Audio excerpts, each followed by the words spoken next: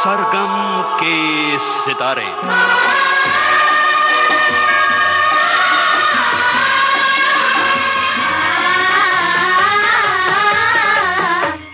Film संगीत का सुरीला सफरनामा।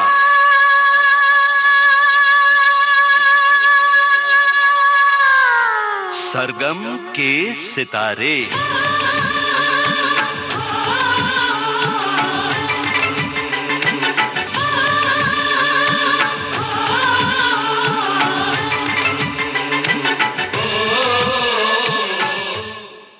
श्रोताओ नमस्कार। हमारे आज के सरगम के सितारे हैं फिल्म जगत के वरिष्ठ संगीतकार जेपी कौशिक।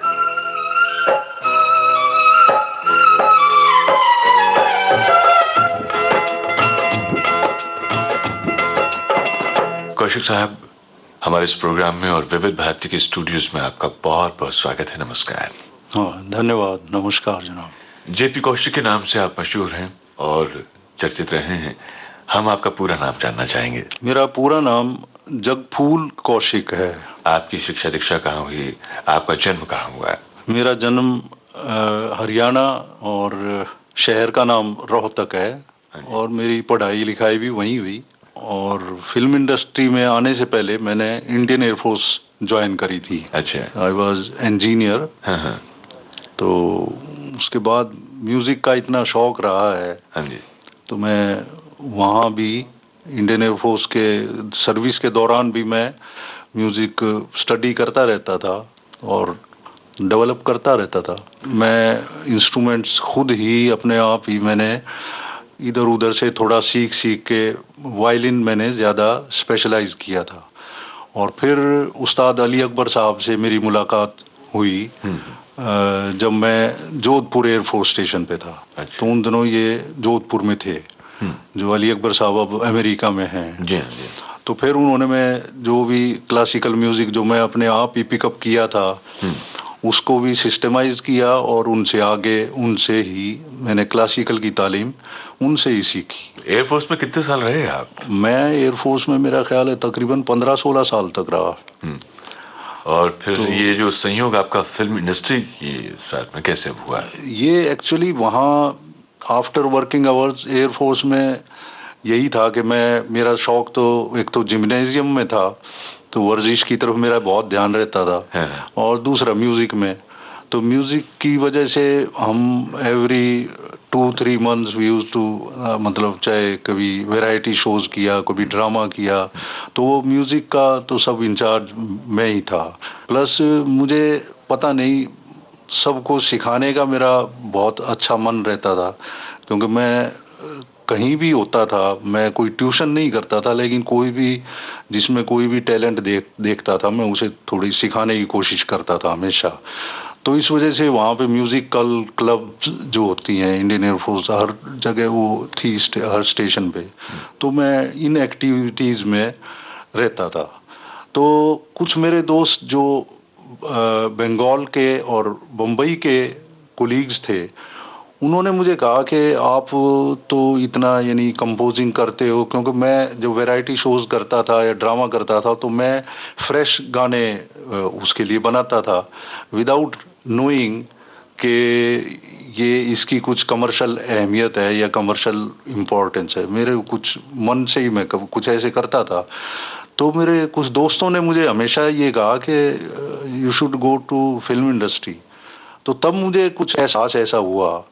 तो फिर मैं हर साल यहाँ बम्बई आके मैं मेरी एनुअल लीव 1.5-2 महीने के करीब मैं बम्बई में रहता था। तो जयदेव मेरे गुरु भाई थे और SD बर्मन, तो मैं इनकी रिकॉर्डिंग्स ऐसे ही प्राइवेट कैपेसिटी में अटेंड करता था। तो यही वजह रही कि मैं जब एयरफोर्स से रिज़ाइन किसी तरह करके आया तो मैं किसी का असिस्टेंट नहीं बना, तो स्ट्रेट वे मुझे जो फिल्म से शुरुआत मेरी एज ए म्यूजिक डायरेक्टर हुई। और मुकेश साहब ने मेरी कंपोजिशन पहले 2 गीत गाए। ताकि प्रोफेशनली, क्योंकि किसी को जाके मैं कहूँ कि भाई मैं म्यूजिक डायरेक्टर हूँ, तो वो तो पूछेगा ना भाई क्या म्यूजिक डायरेक्टर किस तरह, तो एक ये मैंने ऐसा सोचा कि सिस्टम एक होना चाहिए, तो मैंने इस तरह अप्रोच किया। तो बातचीत के प्रभाव को आगे तो बढ़ाएंगे ही, और ऐसा है कि पहला सुर जो है लगा दिया जाए। और हमारा प्रोग्राम, जैसे कि आपको मालूम है कौशिक साहब, इसमें हमारे जो मेहमान आते हैं वो तमाम सुनने वालों को अपनी पसंद के गाने भी सुनवाते हैं। हम चाहेंगे कि आप पहला अपनी पसंद का कोई गाना आप हमारे सुनने वालों की नजर कीजिए। हाँ, तो लीजिए मैं आपको अपना पहला, सबसे पहला जो गाना मैंने रिकॉर्ड किया मुकेश की आवाज में वो सुनाता हूँ। बात अधूरी रह गई उस दिन, आज मुझे कह लेने दो। बात अधूरी रह गई उस दिन, आज मुझे कह लेने दो। बात अधूरी रह गई उस दिन, आज मुझे कह लेने दो। बात अधूरी।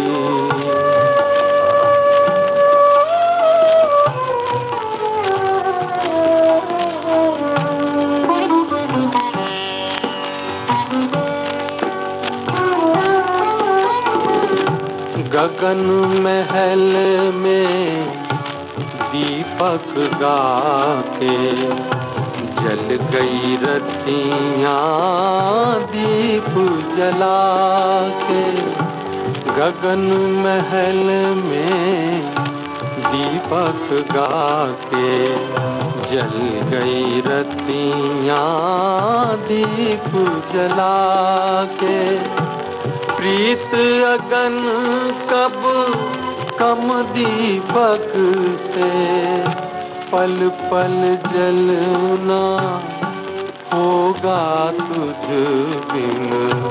बात अधूरी रह गई उस दिन, आज मुझे कह लेने दो। बात अधूरी।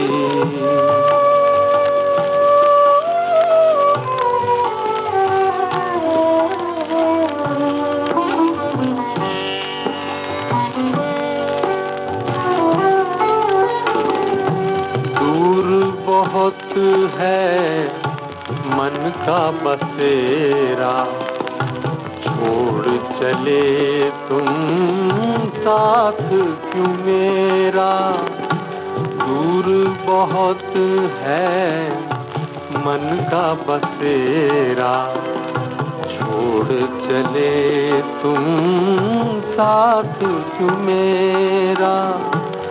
कैसे पहुंचूंगा मंजिल पर, जीना होगा घड़ियां गिन गिन।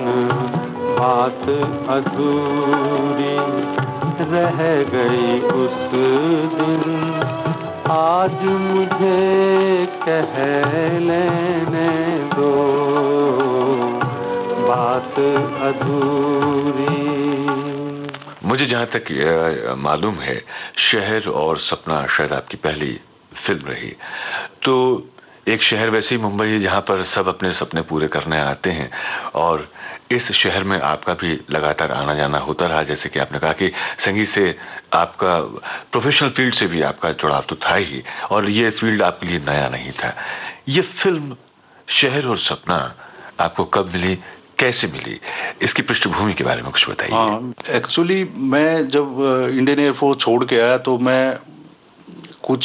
मैंने जो अच्छे डायरेक्टर्स और प्रोड्यूसर्स और राइटर्स जो सोचता था मैं, जिनको उनको ही मैं मिलता था। मैं मतलब चंद जो गिने चुने लोगों को ही मैं मिलता था। तो उनमें अब्बास साहब भी थे, के अब्बास साहब, के अब्बास। और राइटर्स के साथ मेरा खास प्यार कुछ रहा है। बचपन से ही मैं राइटर्स को बहुत इज्जत की निगाह से देखता रहा हूँ। तो यहाँ आते ही अच्छा, उन दोनों प्रोग्रेसिव मूवमेंट राइटर्स की भी बहुत चल रही थी, तो मेरे भी ज़ाहिर है ख्याल तो उस तरफ थे ही। तो उसकी वजह से मैं जितने के अब्बास, राजेंद्र सिंह बेदी, कैफी आज़मी, सरदार जाफरी और जितने भी ये राइटर्स है, मुखराम शर्मा जी, और ये सब से मैं बहुत मिलता जुलता रहता था। के अब्बास साहब यानी कि ख्वाजा अहमद अब्बास साहब। हाँ बिल्कुल। अच्छा। तो उनको मैं जब पहली बार मिला तो मैंने कहा मैं इसी तरह जो वो मुकेश का जो मैंने पहला रिकॉर्ड किया था वो मैंने उनको भी दिया, एक ऋषिकेश मुखर्जी को दिया, एक मोहन सहगल को दिया, और शायद एक आध को और दिया हो मैंने, और किसी को नहीं वो प्रेजेंट किए रिकॉर्ड्स। तो मैंने कहा भाई ये मेरी प्रोफेशनल एंट्री है, मैं इस तरह। तो मुझे ऋषिकेश मुखर्जी ने भी बहुत मुझे अप्रिशिएट किया, वो मैं बाद में बताऊंगा। तो शहर और सपना मुझे कैसे मिली, क्योंकि मैं मनमोहन कृष्ण जी को पहले से ही जानता था। तो मैं एक दिन उनके घर गया, जो चरित्र अभिनेता के रूप में। हाँ बिल्कुल, बहुत बड़े आर्टिस्ट थे और बहुत अच्छे आदमी थे। तो वो एक्चुअली संगीत भी सीखते रहते थे, तो मेरी उनसे पहले से वाकफियत थी। तो वो तो एक लंबी कहानी हो जाएगी वाकफियत कैसे थी। तो खैर मैं बम्बई में आया तो उनके पास मैं मिलता रहता था। तो एक दिन मैं जब गया तो वो मुझे गा के उन्होंने कुछ सुनाया, ये शाम भी कहाँ हुई, ये नज़म उन्होंने सुनाई। तो कहने के कैसे लगी, मैंने कहा अच्छी है, आप महफिल में। मैंने कहा ठीक है। कहेंगे नहीं ये महफिल के लिए नहीं है, ये तो फिल्म के लिए है। तो मैंने कहा भाई फिल्म के लिए तो ये नहीं चलेगी, इस तरह ट्यून थोड़ी चलती फिल्म के लिए।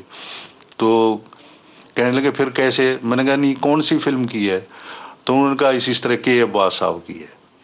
तो मैंने कहा अब्बास साहब की है तब तो मैं कर देता हूँ। उन्होंने मुझे हारमोनियम दिया एंड मैं उसको वो ट्यून एकदम कर दिया। फिर 2 दिन तक उसको रिहर्सल कराया। तीसरे दिन इन्होंने, जब तक मनमोहन जी ने मुझे नहीं बताया कि ये अब्बास साहब को मैंने बता दिया है कि आपने ट्यून किया है या, तो उन्होंने अब्बास साहब को बुलाया।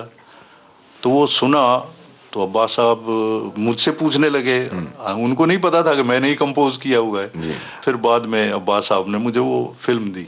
ये शाम भी कहाँ हुई, ये शाम भी कहाँ हुई,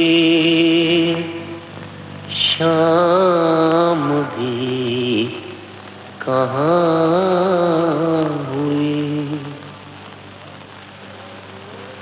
पत्थरों की बस्ती है, पत्थरों का जिंदा है, पत्थरों की दीवारें जिनमें कैद इंसान है, पत्थरों की सेजे हैं, पत्थरों का बिस्तर है, पत्थरों के तकिए हैं, पत्थरों की चादर है। नींद और सपने भी पत्थरों में ढलते हैं, पत्थरों के सीने में कितने पाप पलते हैं, कितने पाप पलते हैं। शाम भी कहाँ हुई, ये शाम भी कहाँ हुई, शाम भी कहाँ हुई। लेकिन ये फिल्म आपकी जिंदगी में एक सुबह बन के आई थी। इसके बाद फिर दूसरी फिल्म कैसे उसके हुई? बाद मैंने के अब्बास साहब की तो लगातार फिल्में, मैंने कई फिल्में, फीचर फिल्म्स और डॉक्यूमेंट्रीज, वो जितनी भी बनाते थे मैं सबका म्यूजिक मैं ही करता था। और मतलब ये था हमारा घर, आसमान महल, बम्बई रात की बाहों में, 7 हिंदुस्तानी जो अमिताभ की भी फर्स्ट फिल्म है, तो वो सब, और एक टेल ऑफ 4 सिटीज डॉक्यूमेंट्रीज थी, और बहुत सी उनकी जितनी भी डॉक्यूमेंट्रीज वगैरह जो भी होती थी सब मैं करता रहा। फिर बाद में तो ये सफ़र और थोड़ा लंबा हुआ, राजेंद्र सिंह बेदी साहब की एक फिल्म आंखें देखी भी की। कौशिक साहब, पहली फिल्म का जो अब आपने म्यूजिक तैयार किया, कितने रुपए मिले आपको? नहीं, ये तो आप खैर सुन के हैरान हो जाओगे कि शहर और सपने का कंप्लीट म्यूजिक में खर्च जो है ना 5000 था, जो कि किसी को यकीन नहीं आता उन दिनों। वैसे मैंने ऑर्गेनाइज किया डेफिनेटली कि 2.5 शिफ्ट में सारा बैकग्राउंड म्यूजिक सब मैंने रिकॉर्ड कर दिया। लेकिन एक चीज़ का मुझे दुख है कि के अब्बास साहब एक्चुअली ये लीक से हटके ये फिल्म बनाने वाले, मैं तो सोचता हूँ पहले ही डायरेक्टर रहे हैं। जैसे पहले उन्होंने धरती के लाल बनाई थी, उसमें खैर मेरा म्यूज़िक नहीं था, लेकिन मेरे गुरु समान जो पंडित रविशंकर जी का म्यूज़िक था, तो वो कलकत्ता में जब फेमिन हुआ था वो उसके बारे में था। तो उन्होंने ये इस किस्म की फिल्में बनानी शुरू की थी। और शहर और सपना, जैसे वो मैंने फिर शहर और सपना, हमारा घर, आसमान महल, ये जितनी और फिल्में हैं वो उन्होंने नॉन स्टारर फिल्म्स और इस किस्म की फिल्में लीक से हटके जो बनती हैं उन्होंने शुरुआत की एक्चुअली।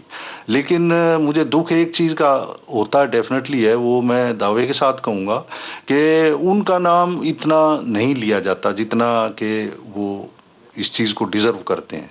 वैसे भी कौशिक साहब वो प्रोग्रेसिव मूवमेंट से जुड़े हुए थे और इब्टा के साथ में उनका गहरा संबंध था। बहुत नामी पत्रकार रहे और उनके बहुत सारे स्तंभ जो हैं पढ़े जाते रहे, और इसमें कोई शक नहीं कि फिल्मकार के रूप में उन्होंने जो भी फिल्में दी उनका एक अलग स्थान है। बहुत सारे नए कलाकारों को उन्होंने मौका दिया, और जैसे कि आज अभी आपने जिक्र भी किया कि कहा जा रहा है कि मिलेनियम के जो स्टार हैं अमिताभ बच्चन साहब, उनको भी ब्रेक मिला साथ हिंदुस्तानी से। कैसा लगता था? आपने तो उनको बहुत करीब से देखा है, उनके बहुत सारे रूप देखे हैं आपने। एक कलाकार जो होता है जब अपनी रचना धर्मिता में खोया होता है, एक रचनाकार के रूप में कैसा पाया उनको आपने? उनके एक्चुअली अलग अलग पहलू हैं, मैं 2-4 का जिक्र करूंगा, और क्योंकि टाइम है अच्छा तो मैं इसको मतलब डिटेल में आपको कई चीज़ें बताता हूँ। कि एक बार जैसे ओरिजिनलिटी का जहाँ तक ताल्लुक़ है, उन्होंने मुझे कभी भी फोर्स नहीं किया कि मैं किसी का म्यूज़िक कहीं से चुरा के उसको मैं यूज़ करूं।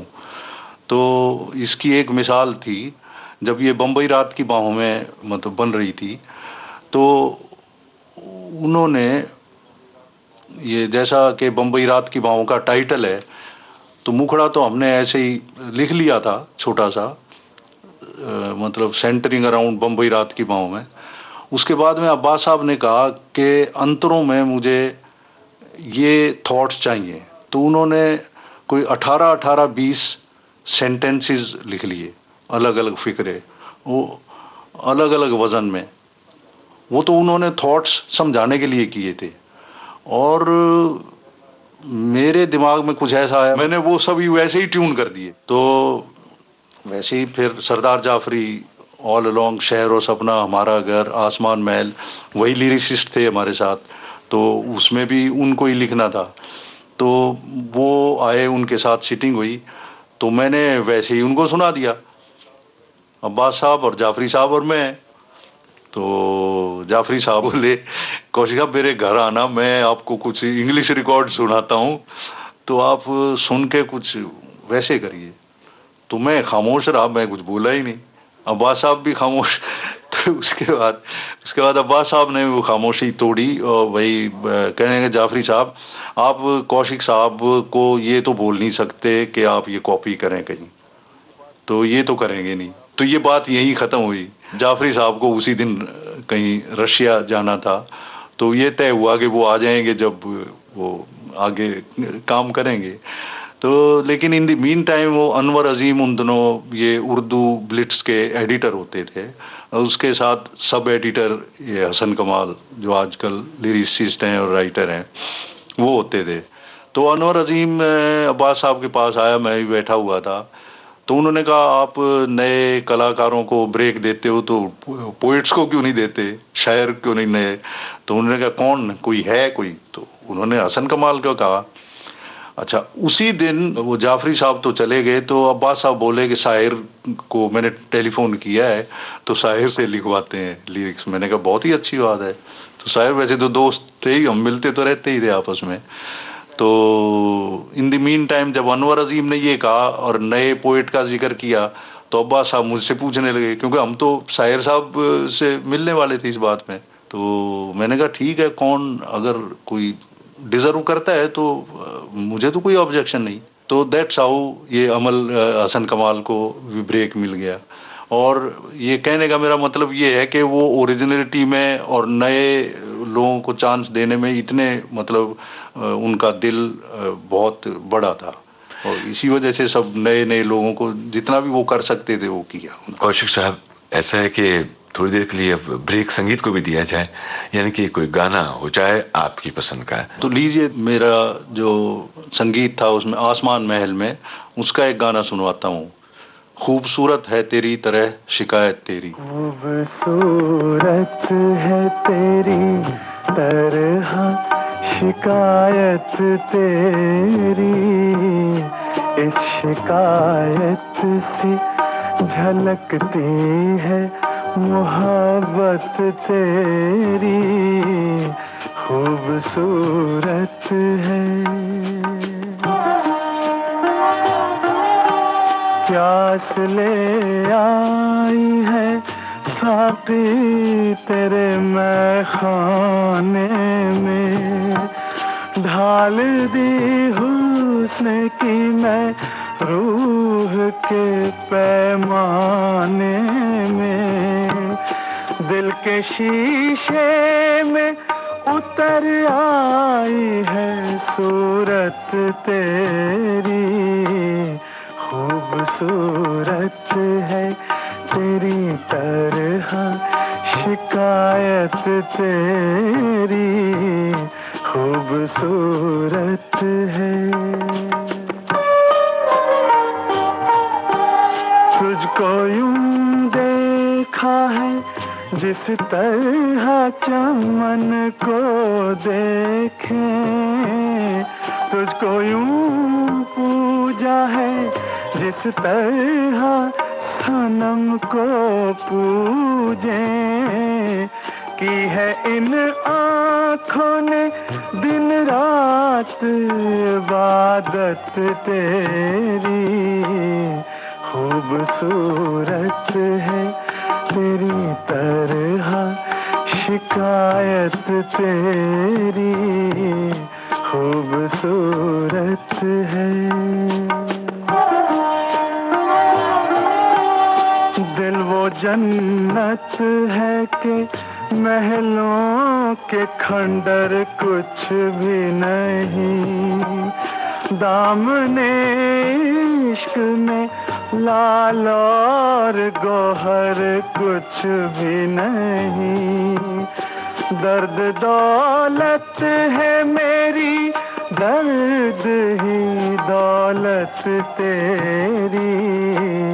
खूबसूरत है तेरी तरह शिकायत तेरी।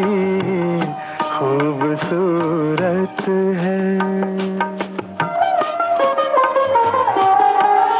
मिलके हम सारे जमाने को बदल सकते हैं, जैसे फूलों पे चले आग पे चल सकते हैं। शर्त बस ये है कि मिल जाए रफ़ाक़त तेरी। खूबसूरत है तेरी तरह शिकायत तेरी। खूबसूरत है। अपने तमाम सुनने वालों से हम कहना चाहेंगे, एक बार फिर से उनको बताना चाहेंगे कि आज का हमारा ये जो प्रोग्राम है सरगम के सितारे, इसमें हमारे मेहमान हैं फिल्म जगत के वरिष्ठ संगीतकार जेपी कौशिक साहब। ये तो समझ में आया कि अब्बास साहब जो थे उन्होंने तरह तरह के एक्सपेरिमेंट किए अपने फिल्मों को लेकर के, विषयों को लेकर के।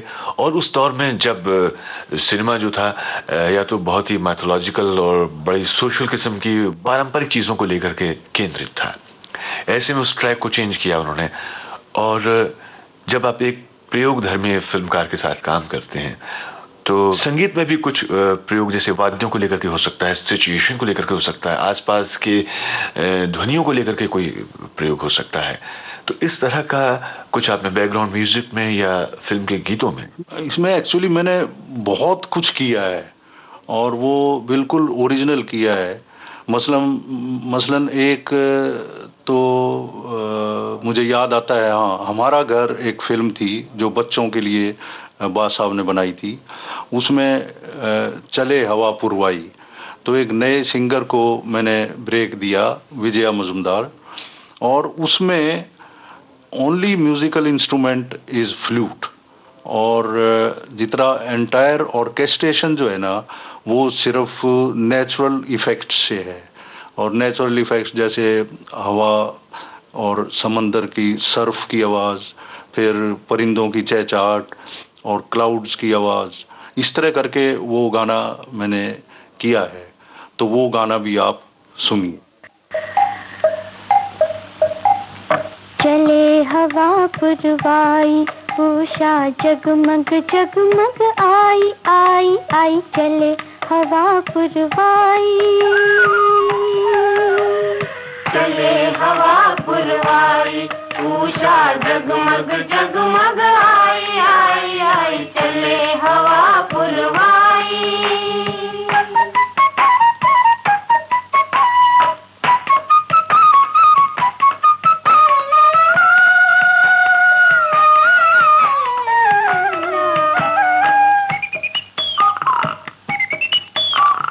डाली डाली चिड़िया चहके,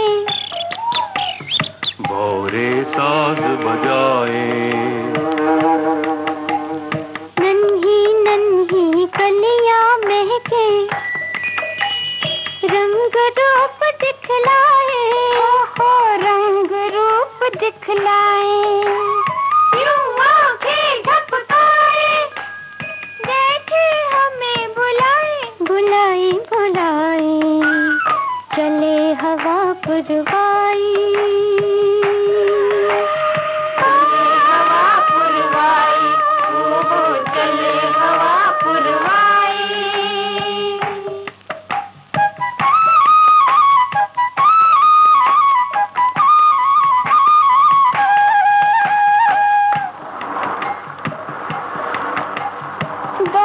नीली नीली लहरें पाँव हमारे चूमे, पाँव हमारे चूमे, प्यार करे पेड़ों की छाया, सर पर बादल झूमे, झूमे झूमे सर पर बादल झूमे, चाहे जहाँ हम घूमे, खूब मचाए घूमे घूमे घूमे, ला चले हवा पुरवाई, चले हवा पुरवाई, ओहो चले हवा पुरवाई।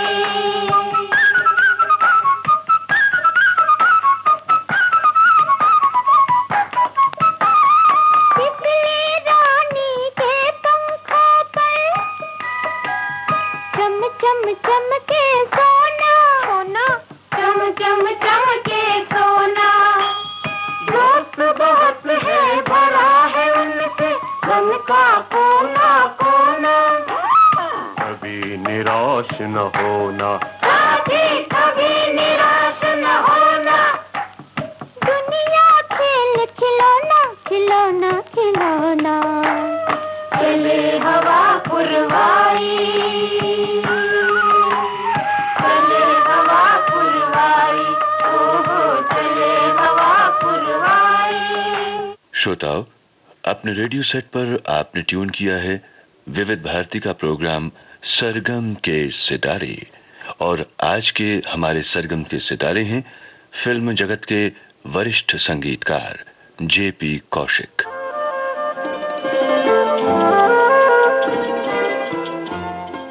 कौशिक साहब, आप राजेंद्र सिंह बेदी साहब के संपर्क में आए तो ख्वाजा अहमद अब्बास साहब के, तो फिर आपने अली सरदार जाफरी साहब का नाम लिया और ऐसे तमाम, और साहिल लुधियानवी साहब का नाम लिया। जाहिर है कि तमाम बड़े नाम हैं और इन सब का योगदान बहुत ही अनमोल भी है। आज वो बात हमें फिल्म संगीत में एक तरह से एक वैक्यूम सा दिखाई देता है, नजर नहीं आती।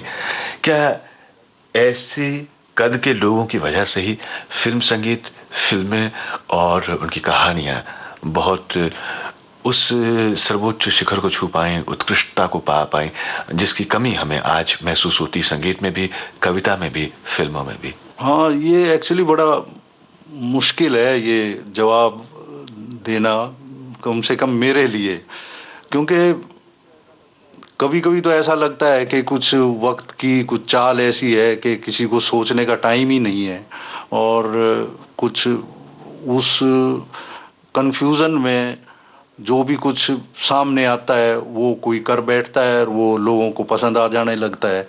और लेकिन म्यूज़िक में जहाँ तक जो आजकल ज़्यादा लाउड म्यूज़िक को ज़्यादा पसंद करने लग जाते हैं और लग गए हैं, लेकिन ये इवेंचुअली फिर चेंज आएगा और आहिस्ता आहिस्ता मिठास की तरफ, मेलोडी जो अपने म्यूज़िक की एक ख़ासियत है, अब अपने म्यूज़िक की क्या, हर म्यूज़िक की एक्चुअली ख़ासियत है, तो ये दोबारा ये ट्रेंड आहिस्ता आहिस्ता आएगा। लेकिन वो तो नहीं हो सकता कि जो बिल्कुल हमारा 30 साल पहले या 40 साल पहले या कुछ था, लेकिन कुछ उसके तत्व ज़रूर डेफिनेटली आएंगे, क्योंकि नहीं तो अभी जिस तरह अब किसी का नाम लेने की ज़रूरत नहीं, वो भी इस तरह महसूस करने लग गए हैं कि वो जो लाउड म्यूज़िक बहुत देते थे ना, वो लाउड के 2-3 फ्रेज कह के फिर वो उसमें ऑर्केस्ट्रे में बिल्कुल मिठास का वो ट्रेंड चेंज ले आते हैं। तो ये इसकी इंडिकेशन है कि ये फ्यूचर में उनको भी ये चीज़ महसूस हो रही है कि ये डेफिनेटली जो है ना, मेलोडी जो है ना वो ही कामयाब रहती है। हाँ, म्यूज़िक का एक तो है कि जैसी सिचुएशन है वो तो एक अलग बात है, उस किस्म का गाना अगर लाउड म्यूज़िक की ज़रूरत है तो वो तो एक अलग बात है। लेकिन जहाँ तक अपना संगीत है और अपना हिंदुस्तानी संगीत है, उसमें मेलोडी का बहुत ही इम्पोर्टेंट जो है ना पार्ट है, और उसके बगैर जो है ना वो उसमें बात पता नहीं, हमें तो नज़र नहीं आती। लेकिन आजकल बच्चे वो कुछ देर तक वो डांस करने लग जाते हैं तो वो सोचते हैं कि ये बहुत अच्छा म्यूज़िक है, लेकिन वो कितनी दिन चलता है, तो कुछ थोड़े दिन के बाद फिर कुछ और कुछ हो जाता है। तो इसका वैसे लेकिन जवाब देना बहुत ही मुश्किल जवाब है। जेपी कौशिक साहब, हमने सुना है कि आपके सुपुत्र जो हैं वो भी इंस्ट्रूमेंट बजाते हैं, गिटार बजाते हैं, और एक फिल्म में वो काम भी कर चुके हैं, उनके बारे में कुछ बताइए। वो तो बहुत अच्छा टैलेंट है, नाम सुनील कौशिक है। पहले तो जितने आर.डी. बर्मन के, फिर कल्याण जी के और बहुत से मुख्तलिफ बड़े बड़े म्यूज़िक डायरेक्टर्स के, सब उसमें किसी में इलेक्ट्रिक गिटार, किसी में 12 स्ट्रिंग गिटार, वो बहुत गानों में उसने बजाया है। बाद में अब वो बैकग्राउंड म्यूज़िक की तरफ उसका बहुत ध्यान है, तो बहुत सी बड़ी बड़ी फीचर फिल्म्स के वो बैकग्राउंड म्यूज़िक भी करता है, और अभी कुछ बहुत से सीरियल्स में उसके लगातार म्यूज़िक, बैकग्राउंड म्यूज़िक आता रहता है, टाइटल म्यूज़िक आता रहता है। तो आजकल वो गिटार के लिए किसी के पास जाता वाता नहीं, तो बाहर भी वो होके आया बहुत बार, ये किशोर कुमार के साथ, रफ़ी साहब के साथ स्टेज प्रोग्राम्स के लिए। उन्होंने एक फिल्म में काम भी किया था। हाँ, वो बचपन में वो अब्बास साहब की जो फिल्म थी जिसमें मेरा ही संगीत था, वो थी हमारा घर, उसमें भी वो बहुत अच्छा। और बाद में एक बंगाल का एक ये डायरेक्टर आया था, वो उसने अब्बास साहब की फिल्म देखी थी, तो वो उसको कह रहा था कि भाई मैं तुम्हें एक हिंदी फिल्म में चांस देना चाह रहा हूँ, लेकिन वो बंगाल लेके जाना चाह रहा था उसको शूटिंग के लिए, तो विच आई डिडंट लाइक। मैंने कहा नहीं, इसकी पढ़ाई होनी ज़रूरी है। कौशिक साहब, बैकग्राउंड म्यूजिक की बात चल रही थी, और कहते हैं कि ना हर एक जिसकी पृष्ठभूमि बड़ी साउंड होती है वो बड़ा साउंड होके निकलता है। तो कहते हैं कि फिल्म के पूरे प्रभाव को आगे बढ़ाने में फिल्म की पकड़ को बनाए रखने में और दर्शक की दिलचस्पी बनाए रखने में उसका बड़ा योगदान होता है। बिल्कुल करेक्ट है ये, क्योंकि सीन इतना अपलिफ्ट हो जाता है बैकग्राउंड म्यूजिक से। एक दिन बहुत अच्छी बात आपको बताऊंगा, एक दिन अब्बास साहब और हम सारी यूनिट, ये इंटरनेशनल फिल्म फेस्टिवल की फिल्म्स थी, वो रिलीज होती थी। अब्बास साहब का ऐसा था कि वो हम सारी यूनिट को सब ले जाते थे, जो जो नई नई फिल्में आती थी। तो एक रशियन फिल्म थी, उसमें बैकग्राउंड म्यूजिक ही नहीं, ना इफेक्ट ना कुछ। तो हम सोचे, मैंने कहा ये तो हमारे से भी आगे निकल गए, ये तो इतनी रियलिटी में जा रहे हैं कि कुछ है ही नहीं। तो बाद में अब्बास साहब से वो अब्बास साहब भी जब पिक्चर खत्म हो गई तो बाद में अब्बास साहब से मैंने कहा, ये अब्बास साहब ये ट्रैक लगाना ही भूल गए या क्या, मुसीबत क्या है? ये तो इसमें कहीं ना तो इफेक्ट है ना म्यूजिक ट्रैक है। मैंने कहा ये तो हमारे से भी आगे निकल गए। तो वो भी हंसने लगे। तो एक्चुअली जब तक बैकग्राउंड उसमें नहीं जोड़ा जाए, वेदर बैकग्राउंड म्यूजिक या बैकग्राउंड साउंड्स, और बैकग्राउंड म्यूजिक का एक्चुअली तो ये भी साइलेंस जो है ना, that also plays a part of background music. तो वो भी एक बैकग्राउंड म्यूजिक का हिस्सा मानता हूँ मैं। तो उसकी तो बहुत बड़ी इम्पोर्टेंस है। इसमें कोई शक नहीं कौशिक साहब की खामोशी भी अपने आप में कभी कभी संगीत की तरह लगती है। लेकिन यहाँ पर हम जिस संगीत की बात कर रहे हैं वो है आपकी पसंद का संगीत, यानी कि वो गाना जो अब आप हमारे श्रोताओं की नजर करेंगे। हाँ, तो अभी मैं सांझ जी का एक गाना आपको सुनवाता हूँ जो भूपेंद्र ने गाया है, रात में तारों भरी तन्हाइयों की अंजुमन।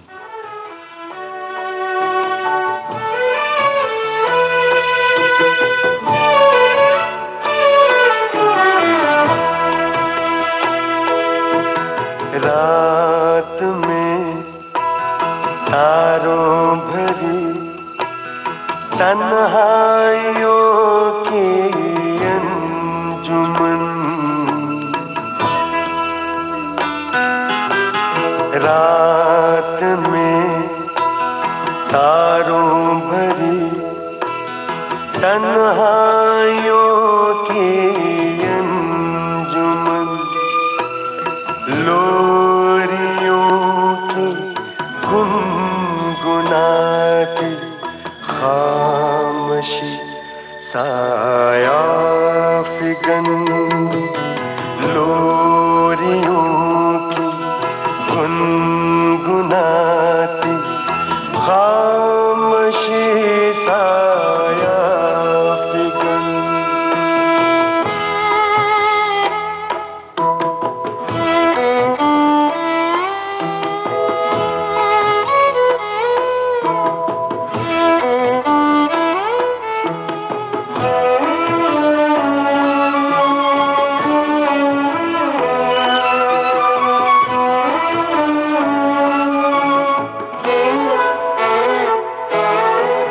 नींद में बेहोश पलकें जिन पे सपनों की थकन, नींद में बेहोश पलकें जिन पे सपनों की थकन, बेखबर के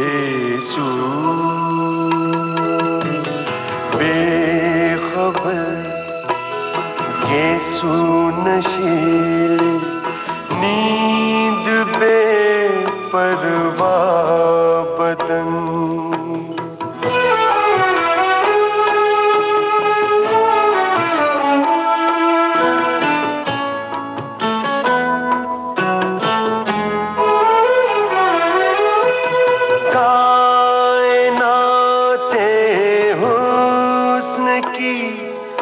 मलिका खुदाओं की दुल्हन, कायनात हुस्न की मलिका खुदाओं की दुल्हन, तेरे जलवे तुझको दिख दिखलाने का अरमां दिल में है। आईना बन जाए हम भी ऐसी कुछ तदबीर कर, ऐसी कुछ तदबीर कर, ऐसी कुछ तदबीर कर।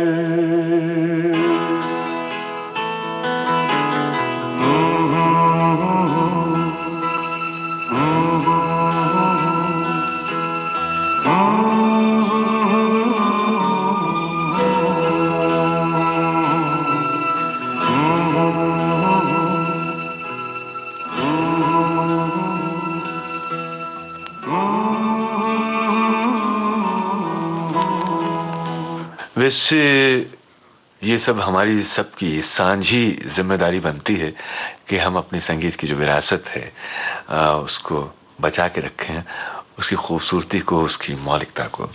बदलाव सारी दुनिया में होता है और वो वक्त का तकाजा भी, आप उसको रोक नहीं सकते, उसके प्रभाव को, उसके दबाव को। बहुत सारे दबाव पड़ते हैं, चीज़ें बदलती हैं, उनका रूप बदलता है, कभी कभी उनमें विकृति भी आती है, पुराना रूप छोड़ करके नया रूप धरती हैं। और मैं समझता हूँ कि हमारे संगीत के साथ में भी ऐसा हुआ है। हमारी फिल्म का पूरा चेहरा ही बदल गया है। आप का जो ज़माना था, उस दौर में जिस तरह की फिल्में बना करती थी, अब बिल्कुल ही वो चेंज हो गया वो चेहरा। तो ऐसे में संगीत की जब हम बात करते हैं तो कहते हैं कि आजकल साहब वो सिंथेसाइजर एक लगा दीजिए, साजिंदों की क्या ज़रूरत है, बस इधर एक प्लग लगाया, उधर रिकॉर्डिंग मशीन के साथ में एक प्लग लगा दिए, सारा का सारा जो है आप वो रिकॉर्ड कर लीजिए, डाउनलोड कर लीजिए। हर चीज़ जो है ना, हर जगह फिट नहीं हो सकती। अब अगर किसी को रूहानी संगीत सुनने को मन करता है, जो थॉटफुल आदमी हो, तो उसको जाहिर है ये जो आजकल का म्यूज़िक है वो पसंद नहीं आएगा। लेकिन कभी कभी ये लोगों की जो बेचैनी है, शायद वो बेचैनी को मारने के लिए उनको लाउड म्यूज़िक कुछ ठीक कुछ हद तक समझ में आता हो, लेकिन इवेंचुअली फिर ज़रूरत महसूस होती है कि वो उतने शोर शराबे के बाद वो कहीं ना कहीं फिर खामोशी से कुछ देर रहना चाहे। तो इसलिए ये ज़िंदगी के बस कुछ चेंजेस हैं जो कहीं ऐसा तो नहीं कि अपने आप से भागते और जिंदगी से पलायन करते आदमी के लिए, चेहरा छुपाने के लिए, सिर छुपाने के लिए लाउड संगीत? सिर छुपाने के लिए तो नहीं, लेकिन डिफरेंट वर्डिंग्स में ये कहा जा सकता है कि ये कुछ ऐसा ही है, अपने से छुपता है आदमी, क्योंकि अंदर जो आत्मा में झांक के देखेगा तो उसको शांति के सिवाय किसी जगह और शांति मिल ही नहीं सकती। तो शांति के लिए एक्चुअली म्यूजिक चाहिए, तो सूदिंग म्यूजिक चाहिए। कौशिक साहब, किसी नए गीत की रिकॉर्डिंग की बात करें मान लीजिए, तो कई बार तो ये होता कि वो खोजना पड़ रहा है, बहुत दिन लगातार लग रहे हैं, मेहनत लग रही है, वो बाकायदा उसको ये एक रिजेक्ट की धुन उसने, फिर दूसरी, फिर तीसरी और चौथी पे जाके वो उसको लगता है कि अब कुछ बात जो है वो निकल के आई है। तो आपके साथ में भी ऐसा हुआ कि कई बार बहुत मशक्कत करनी पड़ी है और कभी एकदम अचानक से धुन जो है वो सूझ गई है ऐसे ही? वैसे इसका कोई सेट रूल तो कुछ है नहीं, लेकिन मैंने जिस तरह अपने बारे में महसूस किया है कि मैं तो ऑलमोस्ट, अगर जो पहले लिरिक्स फर्ज को लिखा हुआ पहले लिखा हुआ है तो मैं उसको ट्यून स्ट्रेट वे मैं करना शुरू कर देता हूँ। तो 99% तो मैं उसी ट्यून से मुझे ठीक लगता है, लेकिन मैं वहीं बैठता नहीं, क्योंकि मैं उसके बाद फिर 15-20 ट्यून्स और भी बनाता रहता हूँ। तो उससे क्या है, कई चीज़ें यानी गेन होती हैं कि एक तो ये है कि हो सकता है जो मैंने पहले किया उससे और भी अच्छी कोई चीज़ बन जाती है, और बहुत बार इस तरह नहीं भी होता तो भी वो जो दूसरी जो एक ब्रेन एक्सरसाइज हो जाती है, तो वो बाद में भी ये वही धुनें वो बाद में किसी जगह और डिफरेंट शेप में काम में आ जाती हैं। तो एक इसका कोई सेट रूल नहीं कि पहले एकदम पहली धुन ठीक हो या बाद में ठीक हो। धुन का एक ट्रैक है, वही समझ में आ रहा कि ये धुन इस तरह से जाएगी ऐसे, जैसे वो कहते हैं कि नक्काशी या वो कसीदा होता है जो किया जाता है, बारीक काम जिसे कहते हैं। यहाँ एक छोटी सी मुर्गी, यहाँ एक बांसुरी का इतना सा पीस आया और यहाँ एक झाला लगा दिया, यहाँ फिर थोड़ा सा सुरबहार का एक छौंका दे दिया, इस तरह की जो बातें हैं, जो ये जो छोटे और बारीक काम, थोड़े से मसाले डाले जाते हैं, ये काम जो है ये कब होता है? जब आप धुन सोच लेते हैं उसके बाद में तय करते हैं, या सिर्फ रिकॉर्डिंग के समय बुलवा करके साजिंदों को बता दिया जाता है कि ये किया जाएगा, म्यूजिक अरेंजर करता है, या जो आप जैसा म्यूजिक डायरेक्टर जो है वही करता है ये सब चीजें कैसे? एक्चुअली आजकल का ट्रेंड कुछ अजीब हो गया है, क्योंकि हम जो पुराने जितने भी म्यूजिक डायरेक्टर्स थे वो अपना ऑर्केस्ट्रा हम खुद बनाते थे, लेकिन आजकल वो गाने वो म्यूजिक डायरेक्टर बना के वो अरेंजर को सौंप देता है। ये एक्चुअली इंडिविजुअल अपनी अपनी बात है, लेकिन मोस्टली ऐसा देखा गया है कि अरेंजर को सौंप देते हैं तो वो अपना ऑर्केस्ट्रा कुछ भी बना देते हैं। इसीलिए आजकल ये ट्रेंड ज़्यादा और भी चल गया है कि बस डांस करना शुरू होना चाहिए, चाहे गाने के बोल चाहे कुछ भी हो, लेकिन उसके इंटरल्यूड्स होंगे या ऑर्केस्ट्रा होगा उसमें डांस करना शुरू हो जाता है। फिर आपने देखा होगा पिक्चराइज करते वक्त के गाना हीरो हीरोइन उनके साथ ताल्लुक रखता है, लेकिन उसमें और लड़कियां भी दूसरी आ जाती हैं, लड़के भी दूसरे आ जाते हैं। इसी तरह उसमें इंटरल्यूड्स में कोरस वॉइसेस आ जाते हैं और वो बाकायदा वही लफ्ज वो दोहराने लग जाते हैं, हालांकि वो डुएट डांस मतलब गाना है, लेकिन उसमें सब ये हिस्सा लेने लग जाते हैं पिक्चराइजेशन में भी। तो अजीब किस्म का ट्रेंड है। अब मेरा ख्याल है अब जो इसका एक्सक्यूज लेते हैं वो कहते हैं कि भाई हम तो एंटरटेन कर रहे हैं, किसी तरह आँखों को और कानों को बस ठीक लगना चाहिए। तो अब अपनी अपनी जगह सब ठीक है, अब क्या कहा जाए। लेकिन हमें जो ठीक लगता है वो यही कहना ठीक लगता है कि इस वक्त दर्शक हमारे जो आपकी फिल्मों के रहे हैं, आपके संगीत के श्रोता रहे हैं, और इस वक्त जो आपका प्रोग्राम सुन रहे हैं विविध भारती के श्रोता, वो आपकी पसंद का गाना सुनने के इंतजार में हैं। तो बताइए कौशिक साहब, कौन सा गाना है आपकी पसंद का? हाँ जी, ये लीजिए एक आंखें देखी फिल्म का, जो राजेंद्र सिंह बेदी साहब ने बनाई थी, और ये गाना जो है ना मोहम्मद रफ़ी और सुलक्षणा पंडित ने गाया है। सोना रे तुझे कैसे मिलूं।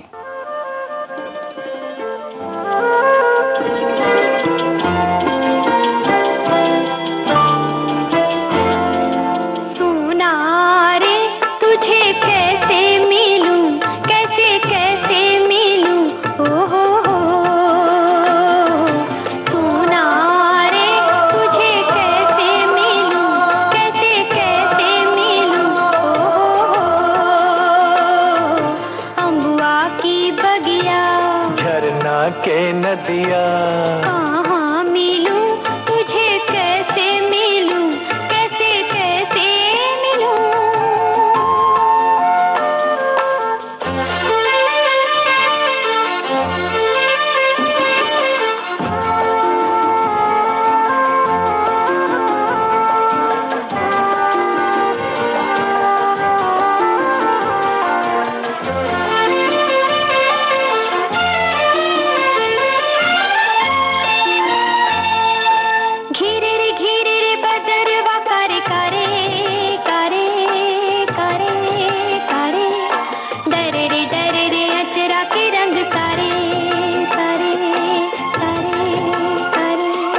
रंग रंगा दूंगा ऐसा कभी जो न छूटे,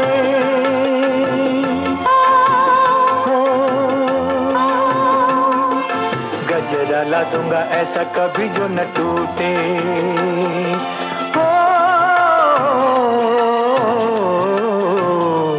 रूपारी तुझे कैसे मिलूं, कैसे कैसे मिलूं, रूपारी तुझे कैसे मिलूं, कैसे कैसे मिलूं।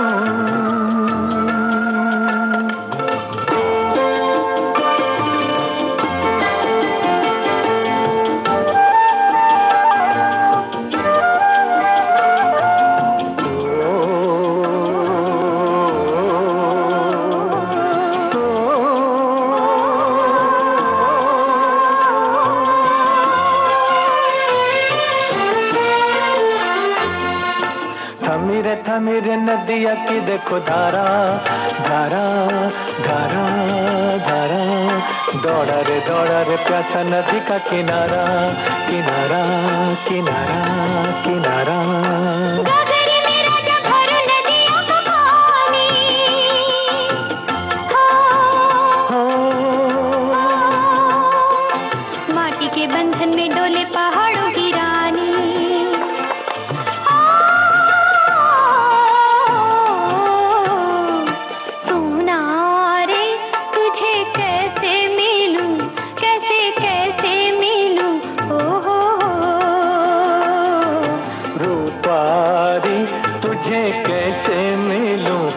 कैसे कैसे मिलूं, हो।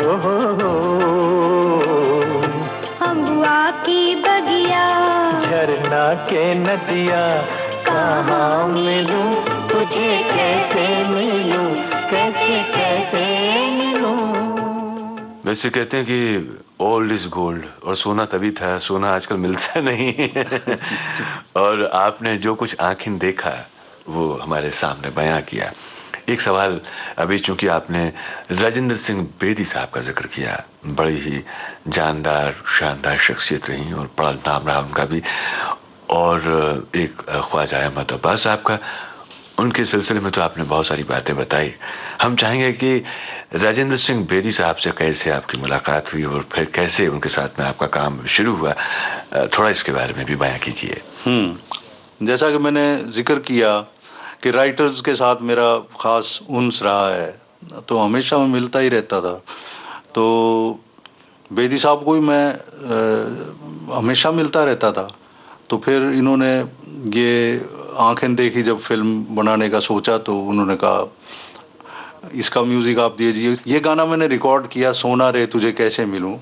तो बेदी साहब इसकी जाके शूटिंग करके आए, 3-4 दिन लगा के आए शूटिंग के, और फिर बाद में रशीज देखे तो उन्होंने कहा नहीं कौशिक साहब, मैं तो फिर दोबारा मैं तो रिकॉर्ड इसको पिक्चराइज करने जा रहा हूँ। मैंने कहा क्यों, क्या हो गया? कहने नहीं, ऐसा गाना कोई बार बार थोड़ी मिलता है। तो वो दोबारा उसको जाके फिर पिक्चराइज करके आए, तब उनकी सेटिस्फेक्शन हुई। क्या तो ऐसी ऐसी बातें हैं। फिर इनके बारे में एक और गाना मैं जो इसके बाद में सुनाऊंगा, उठ जाग मुसाफिर भोर भई, अब रैन कहाँ जो सोवत है। ये गाना उन्होंने कहा भाई हम, क्योंकि ये आंखें देखी कहानी है, वो ब्रिटिश पीरियड की कहानी है। तो उस वक्त प्रभात फेरी, जैसे आपको भी पता है, हम जब निकालते थे तो प्रभात फेरी के की सिचुएशन में मैं ये गाना यूज़ करना चाहता हूँ। तो उस वक्त ये उठ जाग मुसाफिर भोर भई हम बचपन से हम भी सुनते आ रहे हैं। तो कहने लगा, मैंने कहा हाँ, एक तो ट्रेडिशनल उसकी ट्यून है जो कि तकरीबन राग भीमपलास में है। मैंने बताया उनको, मैं इसी तरह वो उस राग में है, तो वो मैंने गुनगुनाया तो वो भी समझ गए। हाँ, वो भी उन्होंने भी सुनी हुई थी, क्योंकि उन दोनों इसकी उसी तरह सब गाते थे। तो फिर मैंने कहा मैं इस पे वर्क करके फिर बताता हूँ। तो मैंने वर्क किया, फिर मैंने जोगिया कालिंगड़ा में दूसरी फिर मैंने इसको ट्यून किया। तो फिर मैंने उनको वो ट्यून पहले उनकी जो मतलब ट्रेडिशनल वाली वो सुनाई, फिर ये मैंने जोगिया कालिंगड़ा ये इसकी ट्यून ये सुनाई। कहा ये बहुत अच्छी है। मैंने कहा हाँ, क्योंकि एक तो सिचुएशन हमारी प्रभात फेरी की है, तो सुबह का राग होना चाहिए। और फिर मैंने उनको कुछ और आइडियाज़ मैंने बताए। तो हालांकि ही बीइंग डायरेक्टर वो बिल्कुल कम्प्लेक्स में नहीं आया, तो ही लाइक माई ऑल आइडियाज़। मसलन मैंने कहा कि देखिए मैं इसमें जैसे प्रभात फेरी से पहले प्रोसेशन वो होने से पहले उसमें पहले एक आदमी आएगा, फिर दूसरा आएगा, फिर तीसरा आएगा लालटेन लेके, क्योंकि सुबह सुबह पॉपट से पहले वो इकट्ठा होना शुरू होते हैं।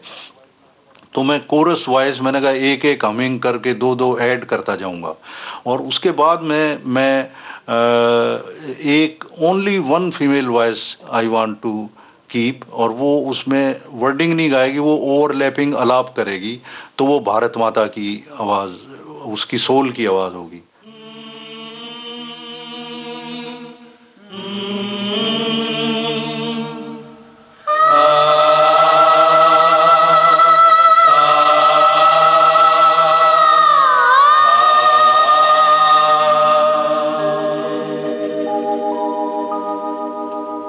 उठ जाग मुसाफिर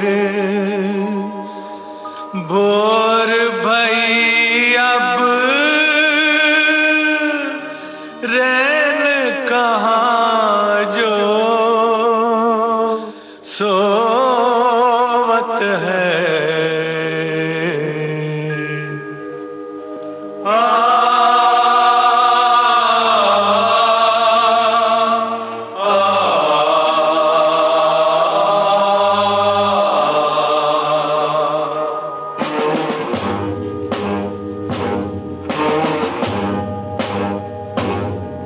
उठ जाग मुसाफिर भोर भई अब रैन कहाँ जो सोवत है, जो जागत है सो पावत है, जो सोवत है सो खोवत है। उठ जाग उठ जाग उठ जाग उठ जाग उठ जाग उठ